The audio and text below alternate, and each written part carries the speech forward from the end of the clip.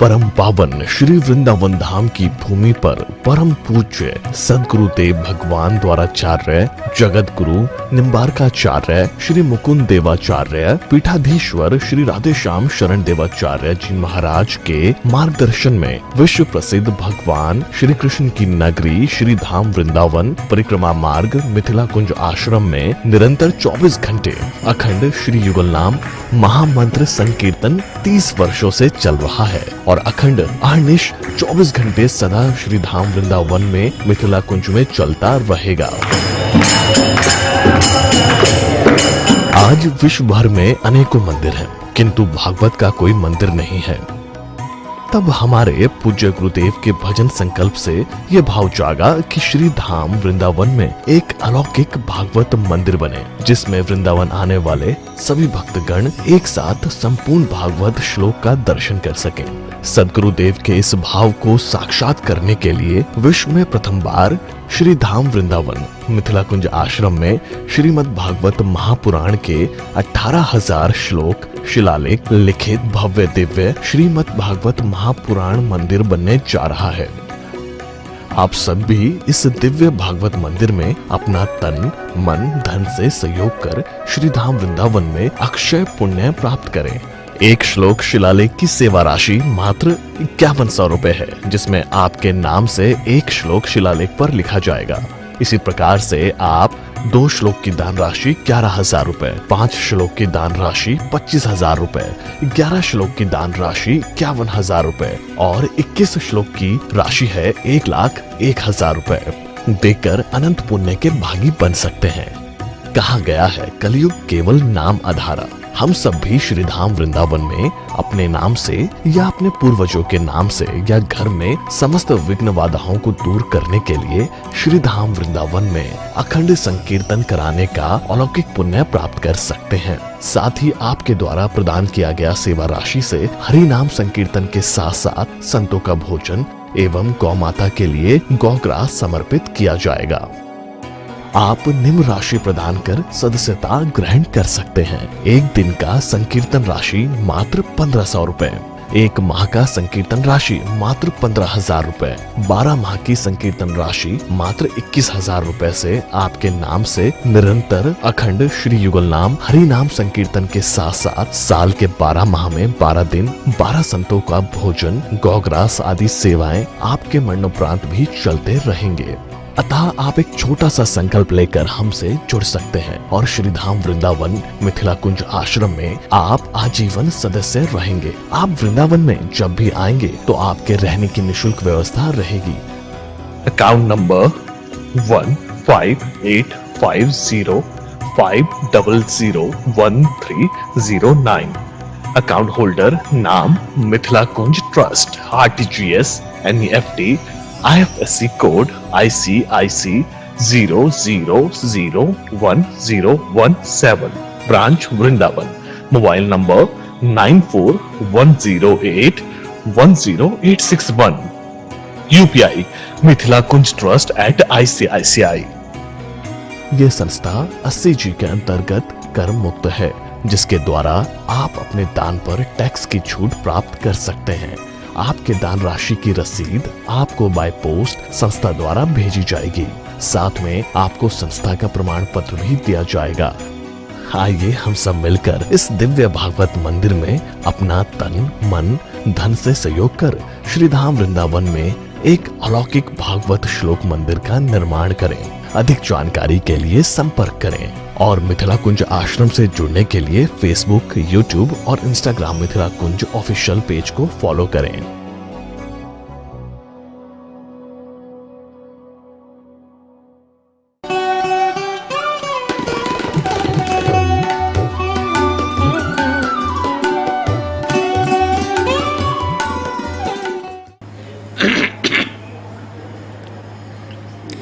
आनंद कंद स्वरूप भगवान सर्वेश्वर श्याम सुंदर के मंगलमय आनंदमय रसमय नाम के बिना जागतिक जीवों का कल्याण होना नितांत असंभव है। अतः हम समस्त जागतिक जीवों को यह प्रतिज्ञाबद्ध होकर व्रत ले लेना चाहिए कि जितने भी हम 24 घंटों में क्रियाकलाप करते हैं, कार्यक्रम करते हैं, सर्वप्रथम स्थान अपने इष्ट संसार के जीवनाधार अनंत ब्रह्मांड के अधिनायक श्यामा श्याम श्री राधा माधव के जुगलनाम महामंत्रों को अपने गले का हार बना ही लेना चाहिए। यदि आपने जुगलनाम महामंत्र को अपने गले का हार बना लिया तो स्वतः सिद्ध बात है कि आपके 24 घंटों के दैनंदिनी संबंधी जितने कार्यक्रम हैं स्वतः सुगमता पूर्वक आसानी के साथ संपन्न हो जाएंगे। जैसे किसी भी कार्य को करने से पहले मंगलाचरण किया जाता है तो समस्त दोषापहारी हो जाता है, समस्त दोषों का निर्मूलतया विनाश हो जाता है। इसी प्रकार से हमको आपको सबों को अपने परम शांति परमानंद को प्राप्त करने के लिए, जो परमानंद आपका अपना है, जिसको आप भूल चुके हैं, उस भूल को सुधारने के लिए ही आपको भगवान ने अपनी अहित की अनुकंपा से मानव शरीर प्रदान किया है। मानव शरीर का पुनीत कर्तव्य होता है कि अपने लक्ष्य को प्राप्त करें। अपना लक्ष्य क्या है? यही तन कर फल विषय न भाई, स्वर्गों स्वल्प अंत दुखदाई। इस शरीर को प्राप्त करके नाना प्रकार के विषय वासनाओं के कीड़ा होना नहीं है। विषय वासनाओं को मन से चिंतन करना भी छोड़ देना है। मनसा वाचा कर्मणा, इनसे वैराग्य होना है। ये कब होगा? जब तक आप जुगलनाम महामंत्र अर्थात राधे कृष्ण कृष्ण कृष्ण राधे राधे, राधे श्याम श्याम श्याम राधे राधे, इस षोडशाक्षरी जुगलनाम महामंत्र को अपने गले का हार नहीं बनाएंगे तब तक नितांत असंभवतम है। वैसे आपको अपने आचार्य के द्वारा, अपने गुरुदेव के द्वारा जो उपासना मिली है वह सर्वोपरि है, जो नाम मिला है वह सर्वोपरि है। धर्मशास्त्र कहता है गुरु अपरिवर्तनीय होता है, उपास्य तत्व अपरिवर्तनीय होता है, मंत्र गुरु मंत्र अपरिवर्तनीय होता है। अतः इनका परिवर्तन करना खतरे से बाहर नहीं है। अतः हमको गुरु जी के द्वारा जो नाम प्राप्त है उस नाम को अपने गले का हार बना ही लेना चाहिए। यदि आपने ऐसा किया तो आप अपने परम पद को प्राप्त करने में तनिक भी आपको विघ्न बाधा नहीं सता सकती है। अतः आइए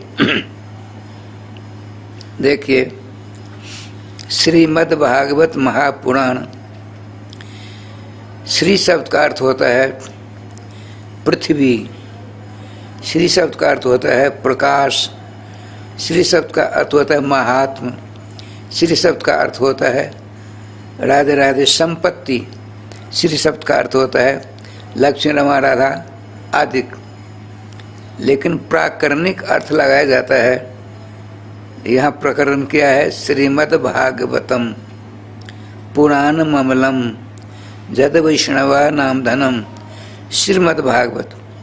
तो श्री माने यहाँ श्री राधा रानी ही गृहीत हो सकती हैं, न कि श्री राधा, श्री सीता, श्री लक्ष्मी, श्री पार्वती आदि। जब तक वे सब के सब इन्हीं के अंश रूपा हैं, लेकिन प्रकरण के अनुसार ही अर्थ लगाया जाता है। यह विद्वान जानते हैं। कारण प्राकरण का अर्थ इसको कहते हैं, जैसे आप भोजन करने बैठे हैं तो आपके किसी व्यंजन में नमक कम है तो नमक को संस्कृत में सैंधव कहते हैं। सैंधव शब्द का अर्थ होता है सिंधु भव सैंधव तम सैंधवम आनय। सिंध देश में होने वाला जो संधा नमक, हम एक बार गए कथा कहने, 64 ईस्वी की बात है, 1964 में फाजिल का। तो एकादशी आ गई, तो वहाँ सेठानी जी थी, बड़ी भक्ता थी, हमारे गुरु महाराज के गुरु भाई की पुत्रवधू थी। उन्होंने कहा महाराज पाकिस्तानी नमक खाते हैं कि हिंदुस्तानी? हम कहा हम तो हिंदुस्तान के रहने वाले, हिंदुस्तानी के लोग नमक लेते हैं, पाकिस्तानी नमक क्यों लेंगे? तो महाराज सिंधा नमक, सिंध प्रांत है, पाकिस्तान वहाँ उपजता है, वहाँ से आता है, इसलिए उसको पाकिस्तानी नमक हम लोग कहते हैं। राधे राधे राधे। हमने कहा नहीं नहीं, हम सिंधा नमक का ही प्रयोग करते हैं। तो सिंधु नाम का एक देश है, उसमें जो प्रकट होता है, वो जन्म से राधे उत्पन्न होता है, बहुतायता जिसकी है, उसका नाम है सैंधव।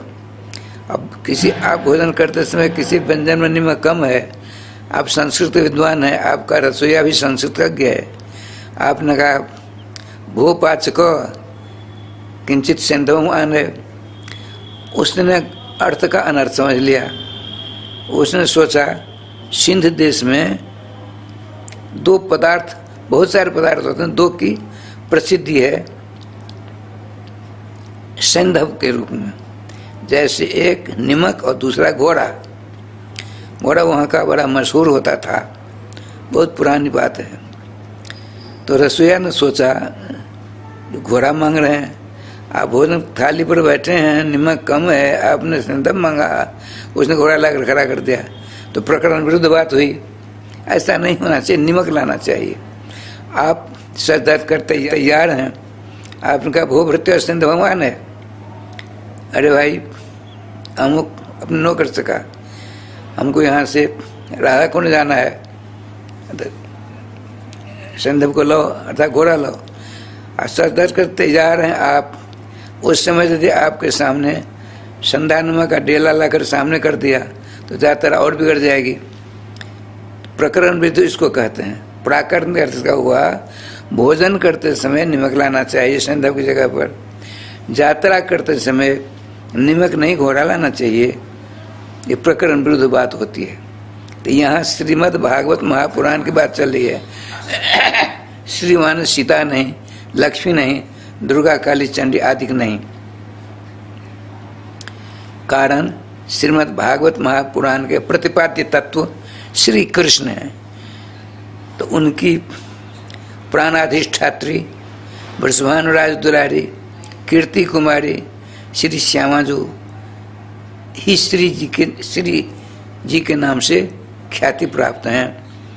ब्रज में तो मशहूर है श्री जी का मंदिर।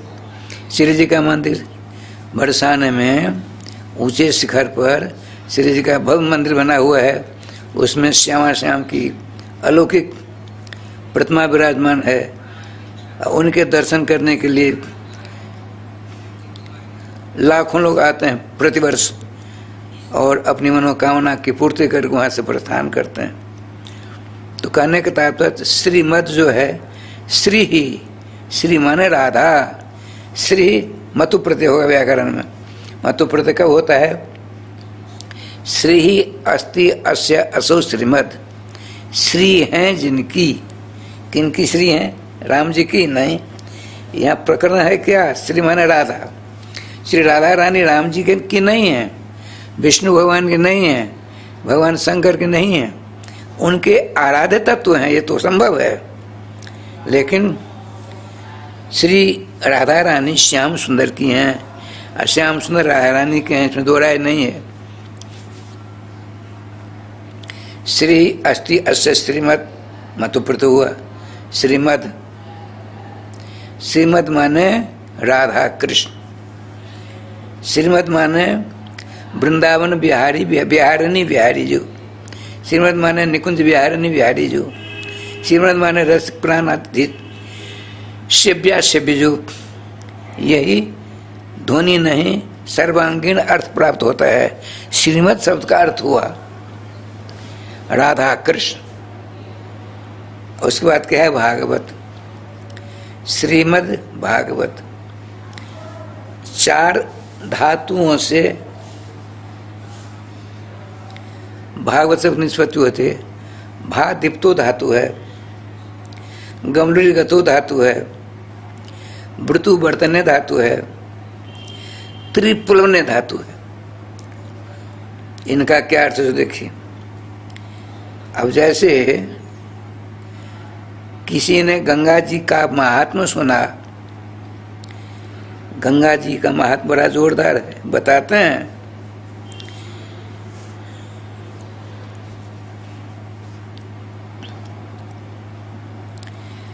दृष्टा जन्म शतम हंति, पाता जन्म शतद्वयम्, स्नाता जन्म सहस्राणि, हंति गंगम न संशय। गंगम शब्द का क्या अर्थ हुआ? तो गंगाया भवम इति गंगमम। गंगा में जो होता है, गंगा क्या है? गंगा नदी है, उसमें गंगा जल को ना, गंगा जल का नाम है गंगम। एक बार मैं कथा करने गया अबोहर, एक माता जी है छोटी, उसका बच्चा छोटा था, वो गोपाल जी के समान बड़ा सुंदर था। तो हमने कहा माता जी आपका बच्चा बड़ा संस्कारी है, महात्मा बनने के लिए दोगी? नहीं महाराज तो संभव नहीं, एक ही तो मेरा लाला है, मैं कैसे दे दूं बाबा जी बनने के लिए? राधे राधे। क्या करती हो? सवेरे उठाती हूँ, इसको गंगम कराती हूँ, गंगम मना स्नान, कहती हूँ चलो लाला गंगम कराने के। बड़ी तेज में जाता है, खूब गंगम कराता हूँ, प्रसन्न होता है। तो गंगम क्या हुआ? हमने गंगा जी का महात्म सुना, गंगा जल को देखते ही 100 जन्म का पाप दूर हो जाता है। दृष्टा जन्म शतम हंति, 1 जन्म का हंति माना नाश करती है।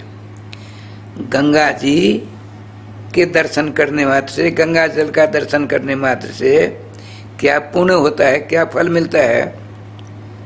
तो 100 जन्म का पाप दूर हो गया। पाप का फल होता है कष्ट, तकलीफ, अशांति। अपाता जन्म शतद्वयम्, यदि हमारा आपका भाग्य वर्धन को प्राप्त हुआ और गंगा जल की 1 कण का 1 ग्राम पान करने को मिल गया, तो गंगा जल का 1 ग्राम हमने पान कर लिया तो 200 जन्म का पाप दूर हो गए। धर्मशास्त्र वचन है।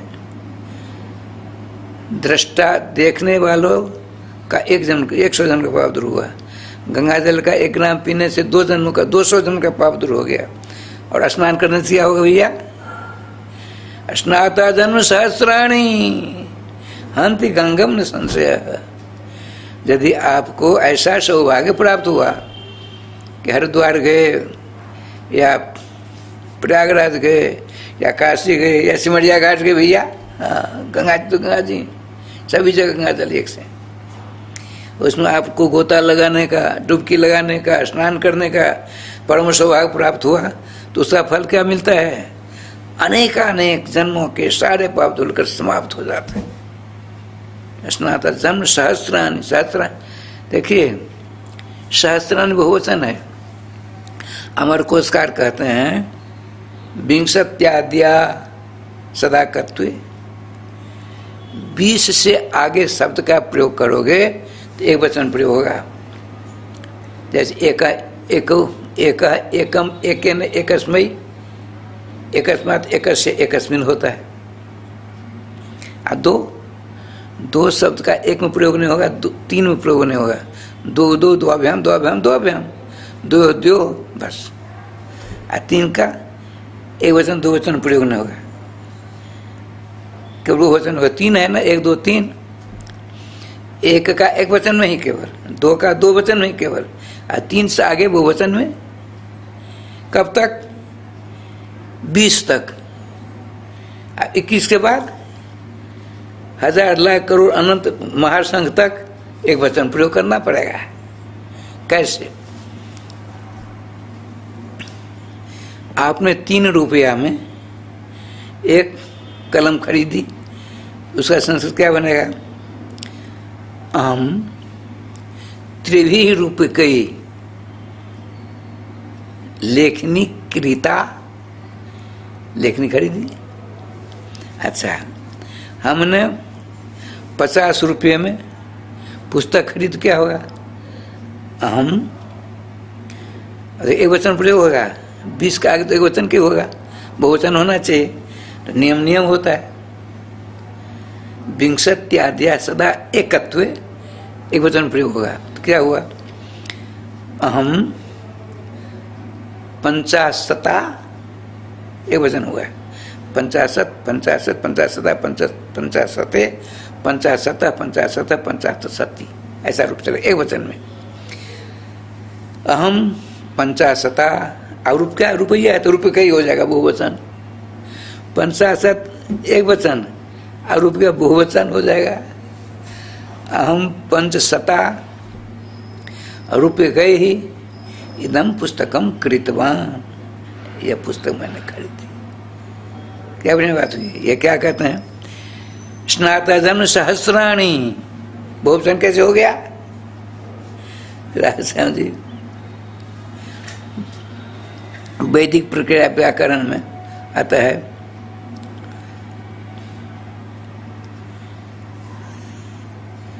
सर्वस्व विलोकनीय, आवश्यकता पड़ने पर बहुवचन में प्रयोग कर सकते हैं। अब देखिए, आप अकेले जा रहे हैं तो हम एकाकी गच्छामि, हम एकाकी गच्छामि, मैं अकेला जा रहा हूँ, हमारे साथ 2 जन जा रहे हैं, मैं ऐसा 2 जनों गच्छता।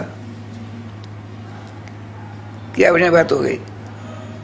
अब यहाँ से क्या लीला होती है? स्नातजन सहस्राणी, अर्थात सहस्र मान बहुवचन है, सहस्रों लाखों करोड़ों अनंत जन्मों के पाप को समाप्त करने वाला गंगा जल है। हमने गंगा जल की महिमा सुनी। अब देखिए भागवत का अर्थ चल रहा है, हमने गंगा जल का महात्म्य सुना। देखने से 100 जन्म का पाप दूर होता है, थोड़ा पान करने से 200 जन्म का पाप दूर होता है, स्नान करने से अनंत जन्मों का पाप दूर होता है। सहस्रान में अनेक, सॉरी बहुवचन है, अनेक अनंत जन्मों का पाप दूर हो गया। जब यह हमको पूर्ण विश्वास हो गया, विष्णुपति कमलहारिणी पतित पावनी माँ गंगा जल, माँ गंगा जी का जल में ऐसा प्रभाव है, हमको जाना चाहिए। तो क्या हुआ?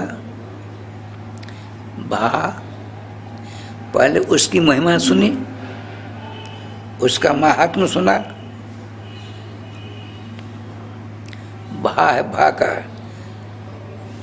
भाषते, धातु तो धातु है, भाषते सर्वलोकेषु, समस्त लोक लोकांतरों में जिस श्रीमद् भागवत महापुराण का की महिमा, प्रकाश, ज्योति पुंज अनंत अनंत ब्रह्मांड में परिव्याप्त है। तो वहां जाएंगे तब न देखेंगे हम। यहाँ से पढ़कर अनुभव करो, जिसको आपने देखा है उसी को देख सकते हो, जिसको नहीं देखा है ध्यान होगा, असंभव है। तो क्या हुआ? अनंत प्रकाश, अनंत महिमा मंडित श्रीमद् भागवत महापुराण गंगा जी के समान। अब हम चलेंगे तो आगे क्या है? गम निर्गतो धातु है। जे जे गत्यर्था ते ते त्रिर्था भवन्ति, जितनी गत्यर्थक धातु हैं वे सारी की सारी धातुएं 3 प्रकार का अर्थ देते हैं। पहले क्या हुआ? ज्ञान गमन प्राप्ति, ज्ञान हुआ। अच्छा, गंगा जी में जो जल है उसका ऐसा प्रभाव है, ज्ञान हुआ। तो ज्ञान हुआ तो हम चलना प्रारंभ किया। ज्ञान प्राप्त होने से गमन क्रिया प्रारंभ होती है, और जब तक आप गमन क्रिया का अवलंबन नहीं लेंगे, सहारा नहीं लेंगे, तब तो प्राप्ति होगी? असंभव नहीं, असंभव। ज्ञान होने पर वहाँ जाने की ललक पैदा होती है, चाप पैदा होता है, इच्छा प्रकट होती है तब हम क्या करते हैं, चलते हैं, चलते चलते प्राप्ति हो जाती है, होती है कि नहीं। भाव माने परम प्रकाश स्वरूप। देखिए बड़ा विलक्षण हिसाब किताब है, श्रीमद् भागवत महापुराण है, विद्यावताम भागवत परीक्षा, बड़े बड़े विद्वानों के दांत खट्टे हो जाते हैं श्रीमद् भागवत महापुराण के अर्थानुसंधान में। श्री श्री धराचार्य जी प्रथम टीकाकार श्रीमद् भागवत महापुराण के हैं, वो तो यहाँ तक कह देते हैं डंके की चोट में, भक्तिया भागवतम लभ्यम न विद्या न चटी गया। श्रीमद् भागवत महापुराण का अर्थानुसंधान आप करना चाहोगे, नाना प्रकार के व्याकरण के पद पदार्थों के द्वारा नहीं मिल पाएगा। श्रीमद् भागवत महापुराण के जितनी टीकाएं हैं उन टीकाओं को कंठ कर लोगे, इस उद्देश्य से श्रीमद् भागवत महापुराण का जो वास्तविक तत्व है वह मेरी समझ में आ जाएगा। नितांत असंभव है तो क्या छोड़ देना चाहिए? नहीं नहीं। वो देखिए सन्यासी कुलभूषण श्री श्री धराचार्य जी महाराज प्रथम टीकाकार, वो क्या कहते हैं, परम भक्त शिरोभूषण है। आपने कहा भक्तिया, यदि भगवान सर्वेश्वर श्याम सुंदर के मंगलमय नाम के प्रति आपके हृदय में भक्ति है, भक्ति की छींट है, भक्ति की खुशबू थोड़ी बहुत है, तब तो श्रीमद् भागवत महापुराण का अर्थानुसंधान आपको यूं ही करामलक प्राप्त हो। जैसे आपने थोड़ा जल हाथ में लिया, स्वच्छ जल है, उस जल के अंदर आपके हाथ रेखा दिखती है कि नहीं दिखती है? अनुभव कर देखना, उसका नाम करामलक। स्वच्छ जल आपने अपनी हथेली पर रखी तो जल भी दिखता है, जल के अंदर हाथ की जो रेखाएं वो दिखती हैं। उसी प्रकार से यदि आपके हृदय में श्री जुगल किशोर के जुगल नाम महामंत्र की खुशबू आपके हृदय में थोड़ी बहुत आई तो श्रीमद् भागवत महापुराण में प्रवेश अवश्य हो जाएगा। यदि आपके अंदर यह हुआ मैं इतना बड़ा विद्वान हूँ, इतना बड़ा समस्त टीकाओं को कंठ करने वाला हूँ, अरे मेरे सामने श्रीमद् भागवत महापुराण का अर्थ क्यों नहीं लगेगा? तो खाक नहीं मिलेगा। राधे श्री धराचार्य महाराज का सिद्धांत है। भगवान श्री ऋषभदेव जी से उनके पुत्रों ने पूछा छठवें स्कंद में, ये भगवान आप जब परम सुलभ हो तो जीवों को प्राप्त क्यों नहीं होते हो? नाना प्रकार के तपस्या करते करते लोग मर जाते हैं, मुनि महात्मा हजारों जन बर्बाद कर डालते हैं, फिर भी नहीं मिलते हो आप। तो उन्होंने कहा मेरी बान है, मेरा स्वभाव है, मेरी प्रवृत्ति है। क्या? मुक्ति ददा में करिचित नहीं भक्त, जो मुक्ति दे करके जो अनेक जन्म जन्मांतरों से तपस्या करते हैं मुझको प्राप्त करने के लिए, मेरे चरणों की भक्ति प्राप्त करने के लिए, उनको मैं क्या करता? मुक्ति दे देता हूँ, भक्ति नहीं देता। मुक्ति ददामि करिचित नहीं भक्ति जोगम, किसी किसी बिरले को भक्ति देता हूँ, मुक्ति नहीं देता। क्यों? भक्ति देने समय मेरी स्वतंत्रता समाप्त हो जाती, उस भक्त के अधीन होकर मुझे रहना पड़ता है। तो कौन ऐसा होगा जो अपनी स्वतंत्रता को छोड़कर परतंत्रता के बेर में बन जाए? होगा? राधे राधे राधे राधे। ठाकुर जी का विधान बड़ा अपूर्व है, बताते हैं। देखिए भाग माने प्रकाश। श्रीमद् भागवत महापुराण का प्रकाश महात्मा अनंत आनंद ब्रह्मांड में है। अरे आप लोगों ने रामायण जी में है, श्रीमद् भागवत में भी है। रघुकुल राम भद्र जी नित्य नियम से निवृत्त हो जाते हैं तो बाल उगादि करके नाश्ता पानी करके सभा में जाते हैं। गुरुदेव के द्वारा, बड़े बड़े विद्वानों के द्वारा पुराण की कथा सुनते हैं, वेदों की कथा सुनते हैं, महाभारत आदि की कथा सुनते हैं ना। अब भगवान श्री कृष्ण द्वारका में रहते हैं, ओहो वेद व्यास जी मारे जाते हैं, पराशर जाते हैं, धौम कनाथ नारद जी आते हैं। इन सबों के मुखारबिंद से समस्त ऋषि मुनियों की गाथा सुनते हैं। और आनंद वृंदावन चंबू में तो यहाँ तक लिखा है, शीतकंठ मधुकंठ नाम के 2 कवि हैं। नंद बाबा के एक बगल में श्री कृष्ण, एक बगल में श्री बलराम जी बैठे हैं, और श्री कृष्ण भगवान के परम पावन चरित्रामृत का रसास्वादन वे दोनों कुमार करा रहे हैं। ऐसा ही वर्ण प्राप्त होता है। कहने का तात्पर्य, अपने परम पावन चरित्र स्मरण करते करते आप मग्न हो जाते हैं श्री राम श्याम।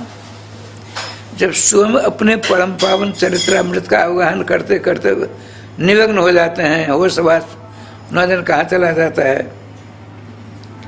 ऐसी परम पावनी भगवत मोहिनी भागवतामृत का आस्वादन, भागवत जी की कथा का जो श्रवण करेगा, मनसा वाचा करुणा, तो राय श्याम जी आपके ऊपर उसका प्रभाव नहीं पड़ेगा, अवश्य पड़ेगा। लेकिन आपको प्रयास करना पड़ेगा। जितने कीर्तन सिद्धि को दोषा, आपने यदि प्रयास किया सफलता अवश्य मिलेगी, इसमें दो राय नहीं है। श्रीमद माने राधा कृष्ण, उनका प्रकाश अनंत अनंत ब्रह्मांड में फैला है। तो उस प्रकाश को देख करके बहुत से लोग शांत हुआ, हमको मिल गए, भगवान मिल गया। अरे दूर नहीं मिला। स्कंद पुराण में आता है, देवर्षि नारद जी ने स्कंद पुराण से स्कंद भगवान से कहा, हे भगवान, क्या हम जो सरकार दर्शन नहीं करता हर्ष कर सकते? चलो मेरे साथ। चले। जाते जाते राय श्याम जी निर्जन भयंकर घनघोर जंगल में ले जाते हैं। लेकिन क्या हुआ, प्रकाश दिखा। प्रकाश में देवर्षि नारद जी की आंखें चौंध गई, मिलमिलाने लगी। अलौकिक प्रकाश था, दिव्य ज्योति थी देवर्षि नारद जी के मस्तक पर। भगवान श्री श्याम सुंदर की लीला है, ऐसा भगवान श्री कृष्ण है। देवर्षि नारद जी की शक्ति क्षीण होने लगी, आँखी की ज्योति विलुप्त होने लगी। भगवान स्कंद ने अपना करार बिंद उनके मस्तक पर रखा, ज्योति सुस्थिर हो गई। आपने पूछा, प्रभु ये क्या है? इसीलिए मैं तुमको लाया हूँ, चलो। दिव्याति दिव्य अलौकिक आभा प्रभा कांति में अंदर घुसते हैं तो क्या देखते हैं, एक महिला है, एक माता जी हैं, एक स्त्री है, स्त्री महिला सौम्य रूप धारण करके नेत्र बंद कर श्री कृष्ण श्री कृष्ण श्री कृष्ण श्री कृष्ण का जाप कर रही हैं। राधे राधे। अब क्या लीला होती, भगवान श्री स्कंद जी ने कहा, नारद जी देखो कौन है ये देवी? आपने पूछा, सब कुछ जानते हैं फिर भी पूछते हैं। लोक बतु लीला केवल्यम, लौकिक लीला का अनुसरण करते हुए स्कंद भगवान ने पूछा, हे महाभाग्यशालिनी, हे त्रिभुवन विभुवन महिमा वाली, हे परम सुंदरी, आप इतनी बड़ी लंबी कई हजार वर्षों से तपस्या क्यों कर रही हो? क्या कारण है? तो क्या कहते हैं, ब्रह्म विद्या है, मतलब जोगेंद्र जा से मिल गए थे। अरे विधाता, हे भगवान, आप तो सर्वांतर्यामी हो, आप सब कुछ जानते हो, किंतु मेरे मुख से सुनना चाहते तो सुनो। मैं ब्रह्म विद्या हूँ, ब्रह्म विद्या। जिस ब्रह्म विद्या को प्राप्त करके सारे ब्रह्म विद्या को प्राप्त करने के लिए नाना प्रकार के योगी जैसे महात्मा लोग धारणा समाधि लगाते हैं, मैं नहीं प्राप्त हो पाती। तो देवी आप तो वैसा क्यों करती हो? मैं वही ब्रह्म विद्या हूँ जिस ब्रह्म विद्या को प्राप्त करने के लिए समस्त साधक चक्कर काटा करते हैं। तो आप क्यों साधना करती हो? मैं सर्वेश्वर श्याम सुंदर को प्राप्त करने के लिए, उनको अपना परम प्रेमास्पद बनाने के लिए मैं तपस्या कर रही हूँ। कभी न कभी तो उनके दर्शन होंगे, मैं जहाँ वरदान मांग लूंगी। तो क्या अभिलाषा है? तो उनका अंग संग प्राप्त करना चाहती मैं।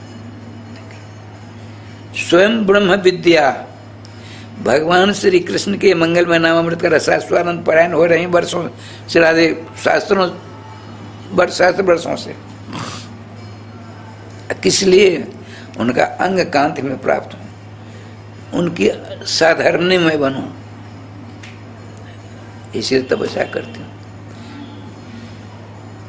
देवर्षि नारद जी सुनकर बड़ा आश्चर्यचकित हो जाते हैं, लौटते हैं। आपने कहा सुनो, इसी प्रकार से मैं क्या बता रहा हूँ, श्रीमद् भागवत। श्रीमद् माने राधा कृष्ण, राधा कृष्ण का भाव माने प्रकाश, श्री राधा कृष्ण का प्रकाश, ज्योति, दिव्याति दिव्य,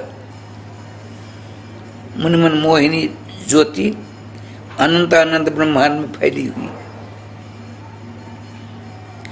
उस ज्योति का महात्म सुन करके हमने सोचा भावन प्रकार चले, तो गमलीगत धातु है, जाना प्रारंभ कर दिया। मार्ग क्या है, रास्ता क्या है, सरणी क्या है, पद्धति क्या है, विधि क्या है? तो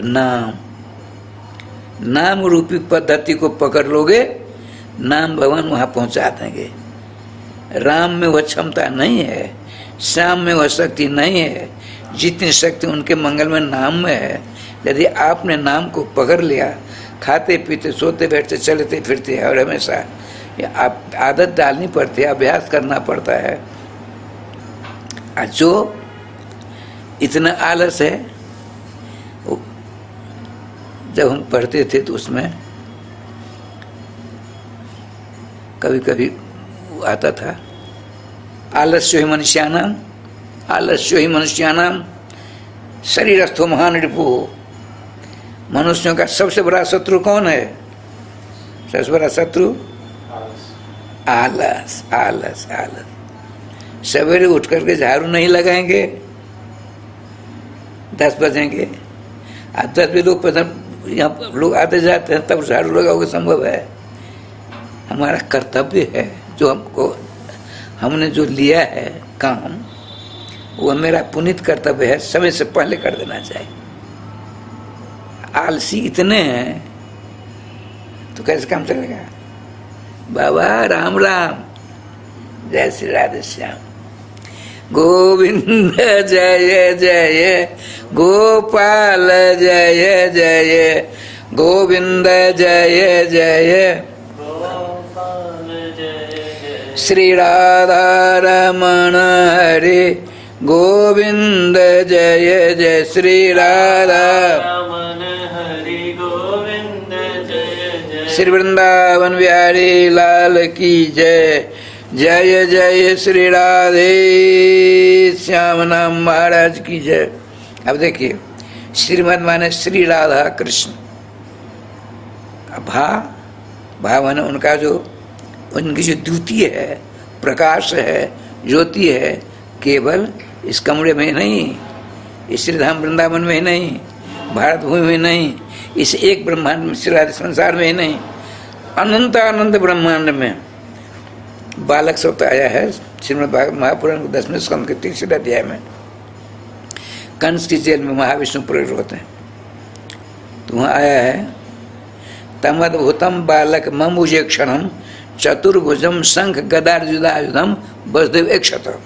अर्थात वसुदेव जी ने सर्वप्रथम देखा, माता जी लेटी हैं, राधे राधे करते हैं, वसुदेव जी ने देखा कैसे बालक हैं। तो ऐसा बालक आज तक किसी ने अपने पेट से जन्म ही नहीं दिया किसी माता जी ने। बालक का जन्म नहीं होता है, बालक है पंचवर्षावधि, 5 वर्ष की आयु वाले बच्चे का नाम है बालक। जन्म लेता उसका क्या नाम है? शिशु, अर्भक, डिम्बक। ये कैसा बालक है? बालक। यस्य बालेषु लोम गर्तेषु को माने कानी ब्रह्मांडानी संति जैस बालक तम वस्तु एक शब्द। अर्थात यह कैसा बालक है? ऐसा है जिसके रोम कूप में एक बाल को उखाड़ लो, उसमें जो गड्ढा होता है छोटा सा, उसमें अनंत ब्रह्मांड हैं। अब प्रति ब्रह्मांड में ब्रह्मा विष्णु शंकर हुआ करते हैं। अनंत ब्रह्मांड में अनंत ब्रह्मा, अनंत विष्णु, अनंत शंकर हैं। ऐसे बालक यहाँ आइए।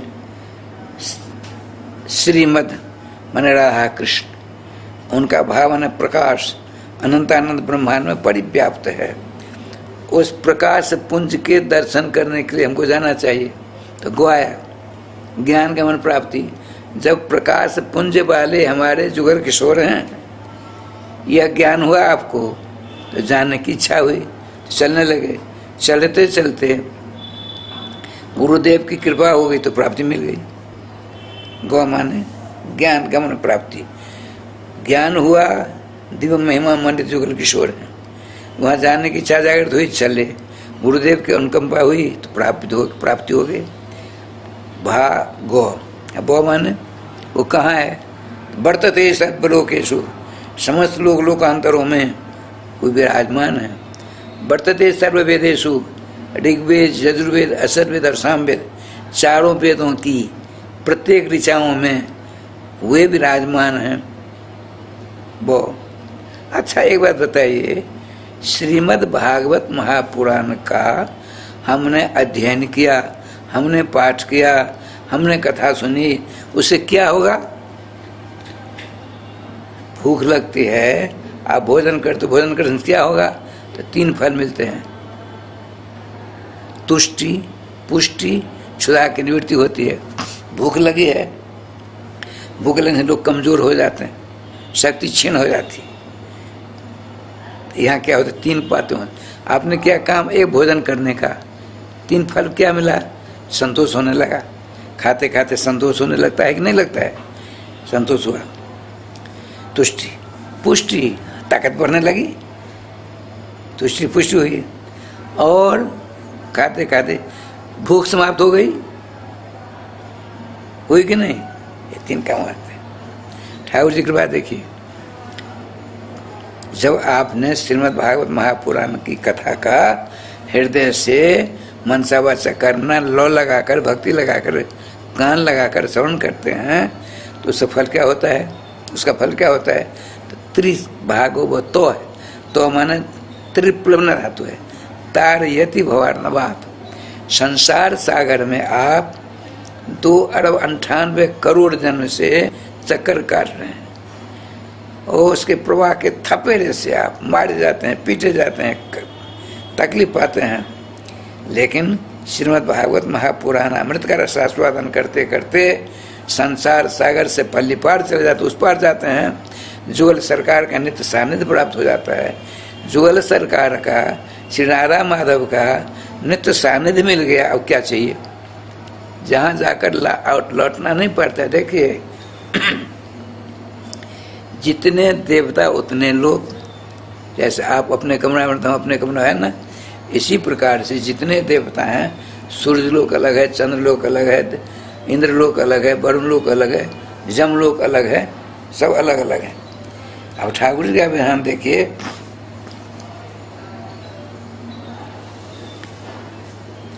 तत्त लोगों में जैसे सूर्य की आराधना करने वाले वहाँ जाएंगे, अब पुण्य समाप्त हो जाए फिर आएंगे, देवलोक में जाएंगे, वहाँ से लौटना पड़ेगा।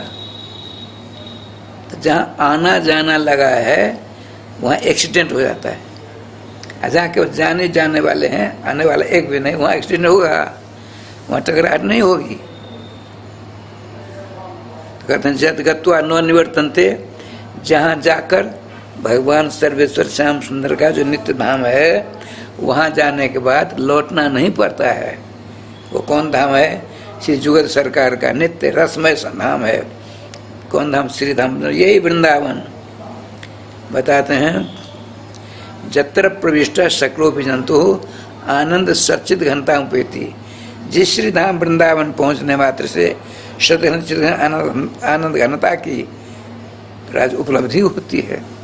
लेकिन दुर्भाग्य हमारा, हम उस बताते हैं, न वेत जो जस गुण प्रकर्षम स्वतम सदा निंदनात्र चित्रम यथा किराती कड़ी गंड संभवाम मुक्ताम परितेज विवर्ति गुंजा। जिसका महात्म, जिसकी महिमा, जिसका महत्व हम नहीं समझते हैं, उसकी सदा निंदा करते हैं। नियम है। कैसे? जैसे जंगल में रहने वाली किराती, उस किरात की पत्नी का नाम किराती है, वह क्या करती है, तो हाथी के गंडक प्रदेश से मुक्ता निकलती, मुक्ता जिसकी कीमत ही नहीं है, बेशकीमती बहुमूल्यमान चीज होती वो, उसका नाम गज मुक्ता। वह जंगल में रहने वाली किराती, वह देखते बड़ा चमचम चमचम चमक रहा है, लेकिन उसकी चमक के सामने छोटे छोटे गुंजा कर्जनी, उनका गुंजा हार बना लेते, सब बनती हैं। मुक्ता हम पढ़ते थे, गज मुक्ता को छोड़ देती हैं, उसका हार बना पहनती हैं। इसी प्रकार से जो नवृत्ति जो जैसे गुण प्रकर्षण, जिसके गुण की महिमा का ज्ञान नहीं होता है, वो सब निंदा करते हैं। श्रीमद् भागवत, श्रीमद् माने राधा कृष्ण, उनका प्रकाश अनंत ब्रह्मांड फैला है, उनकी गति सभी लोकांतरों में है, वे सब जगह विद्यमान है। उनकी शरण लेने से संसार सागर से पल्ली पार चले जाते हैं। अतः हमारे यहाँ धाम सम्राट श्री वृंदावन में श्रीमद् भागवत महापुराण का अवस्तृत अदृश्य मंदिर निर्माण की बात चल रही है, जिसका शिलान्यास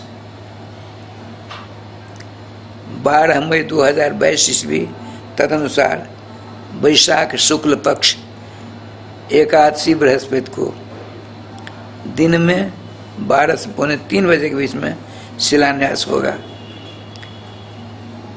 भागवत जी के मंदिर का शिलान्यास, तो भागवत जी क्या चीज इस विषय में आया है, भगवान श्री कृष्ण ने ही श्रीमद् भागवत जी का रूप धारण किया है। आया है, जिसके भगवान का श्रवण करो, भगवान का मनन करो, भगवान का श्रवण करो, मनन करो, चिंतन करो। भगवान का मनन कर सकते हैं हम, चिंतन कर सकते हैं हम, श्रवण कैसे करेंगे?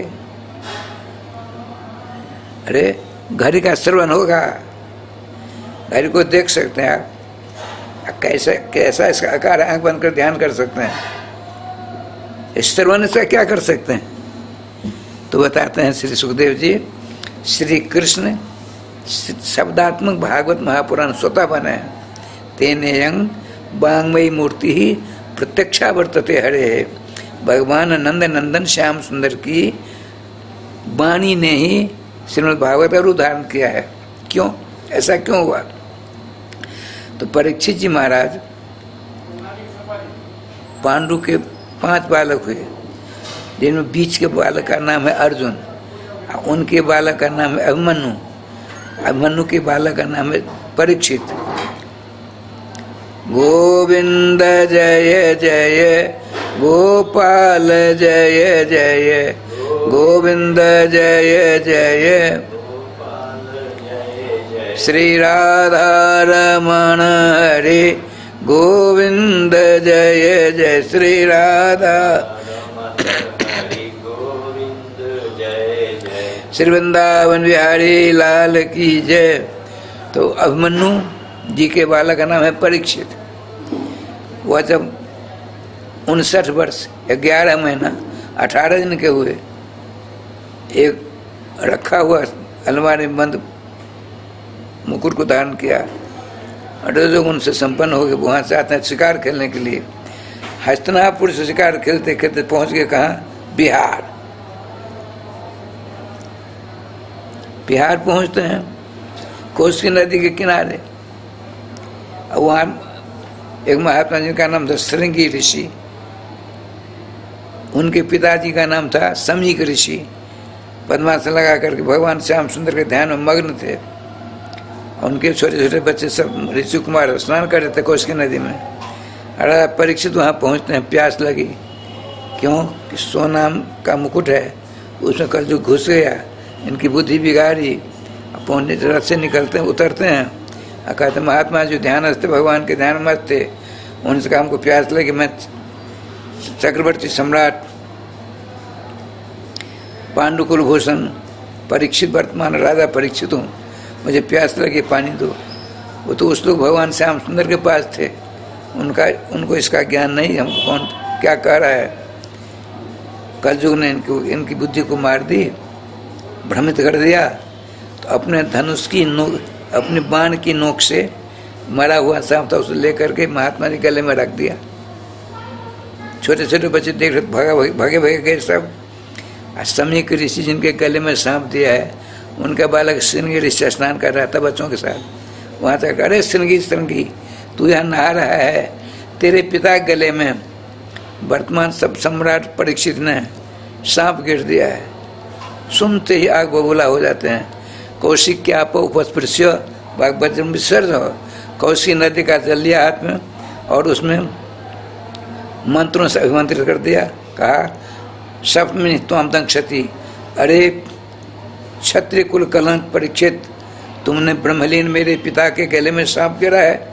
वही सांप तक्षक बन करके 7 महीने तुझको डस ले, खा ले। वहाँ से भग आते हैं और रोने लगे अपने पिताजी के। छोटे बच्चे थे, बच्चा था छोटा सा। तो रोने की आवाज़ सुन करके धीरे धीरे महात्मा उस लोक से इस लोक में आए और कहा तुम क्यों रोता है भाई, क्यों रो रहे तू, किसी ने मारा है? नहीं, ऐसी बात है, मैंने आपके गले में परीक्षित ने सांप गिर दिया है, मैंने उसको सांप दे दिया है, यही सांप तक्षक बनकर उसको काट खाएगा 7वें दिन। महात्मा जी ने सांप को गले से बाहर कर दिया और भगवान से प्रार्थना की, हे सर्वेश्वर, हे श्याम सुंदर, मेरे बालक की अभी बुद्धि छोटी है, कच्ची अवस्था है, कच्ची बुद्धि है, आपके परम भक्त सर्वभूषण परीक्षित को नहीं पहचाना, इसीलिए उनको सांप दे दिया है। तो मैं आपसे निवेदन,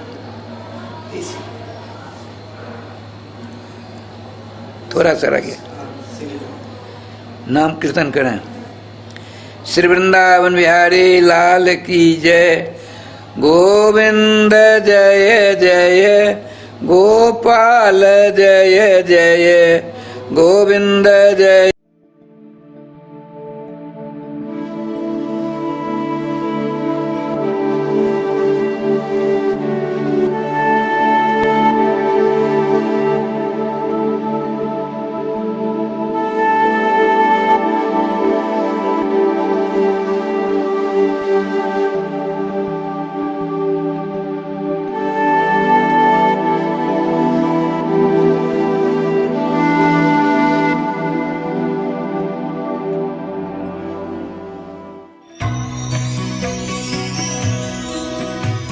परम पावन श्री वृंदावन धाम की भूमि पर परम पूज्य सदगुरुदेव भगवान द्वाराचार्य जगत गुरु निम्बारकाचार्य श्री मुकुंद देवाचार्य पीठाधीश्वर श्री राधेश्याम शरण देवाचार्य जी महाराज के मार्गदर्शन में विश्व प्रसिद्ध भगवान श्री कृष्ण की नगरी श्री धाम वृंदावन परिक्रमा मार्ग मिथिला कुंज आश्रम में निरंतर 24 घंटे अखंड श्री युगल नाम महामंत्र संकीर्तन 30 वर्षों से चल रहा है और अखंड अहर्निश 24 घंटे सदा श्री धाम वृंदावन में मिथिला कुंज में चलता रहेगा।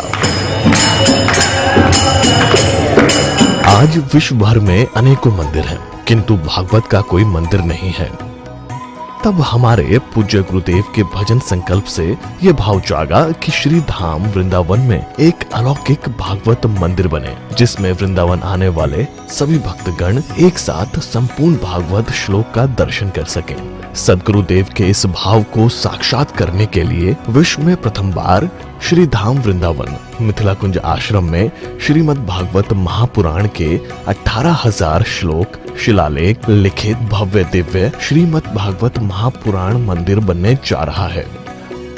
आप सब भी इस दिव्य भागवत मंदिर में अपना तन मन धन से सहयोग कर श्री धाम वृंदावन में अक्षय पुण्य प्राप्त करें। एक श्लोक शिलालेख की सेवा राशि मात्र 5100 रुपए है, जिसमें आपके नाम से एक श्लोक शिलालेख पर लिखा जाएगा। इसी प्रकार से आप 2 श्लोक की दान राशि 11,000 रुपए, 5 श्लोक की दान राशि 25,000 रुपए, 11 श्लोक की दान राशि 51,000 रुपए और 21 श्लोक की राशि है 1,01,000 रुपए देकर अनंत पुण्य के भागी बन सकते हैं।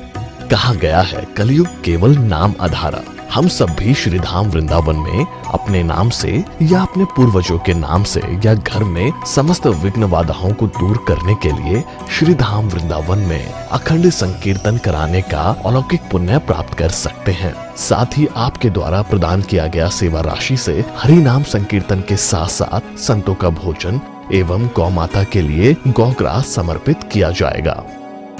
आप निम्न राशि प्रदान कर सदस्यता ग्रहण कर सकते हैं। एक दिन का संकीर्तन राशि मात्र 1500 रुपए, एक माह का संकीर्तन राशि मात्र 15,000 रुपए, 12 माह की संकीर्तन राशि मात्र 21,000 रुपए से आपके नाम से निरंतर अखंड श्री युगल नाम हरि नाम संकीर्तन के साथ साथ साल के 12 माह में 12 दिन 12 संतों का भोजन गौग्रास आदि सेवाएं आपके मरणोपरांत भी चलते रहेंगे।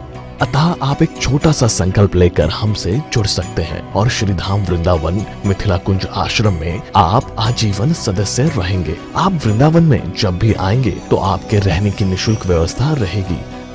Account number 158505001309। अकाउंट होल्डर नाम Mithila Kunj trust, RTGS, NEFT, IFSC code ICIC 00011017। Branch Vrindavan. Mobile number 9410810861।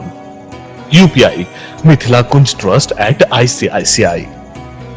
ये संस्था 80G के अंतर्गत कर मुक्त है, जिसके द्वारा आप अपने दान पर टैक्स की छूट प्राप्त कर सकते हैं। आपके दान राशि की रसीद आपको बाय पोस्ट संस्था द्वारा भेजी जाएगी। साथ में आपको संस्था का प्रमाण पत्र भी दिया जाएगा।